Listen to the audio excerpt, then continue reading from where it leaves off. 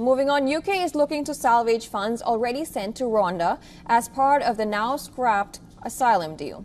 Following a resounding victory at the last week's general elections, the new British Prime Minister Keir Starmer torpedoed the arrangement with the East African nation, saying that the party long view it as quote-unquote an expensive gimmick.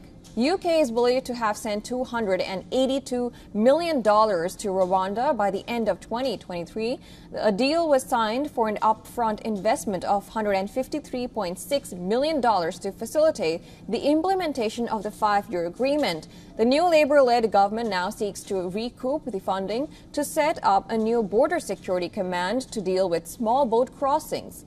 Starmer called the plan a farce at a presser last week. He argued that spending $512 million on a plan without sending anybody to Rwanda explains that the deal was quote-unquote dead and buried even before it started.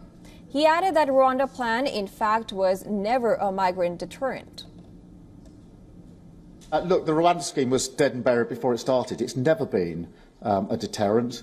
Look at the numbers that have come over in the first 6 and a bit months of this year. They're record numbers. That is the problem that we are inheriting. It has never acted as a deterrent. Many in the Rwandan political circles feel relieved that the controversial asylum scheme was dropped. Britain's own Supreme Court ruled that the scheme was unlawful. It's a relief for those people who have been scared of coming to Rwanda, because some of those people say that they would even commit suicide if they're being forced to come to Rwanda. So it's been a great concern for us. Personally, I voted against this bill in Parliament, or as a colleague. Britain's new Home Secretary, Yvette Cooper, said that the new counter-terror powers are needed to stop migrant boats crossing the English Channel. She announced an audit of the funds sent to Kigali, as well as the legislations and processes involved in the now-ditched Conservative Rwanda Plan.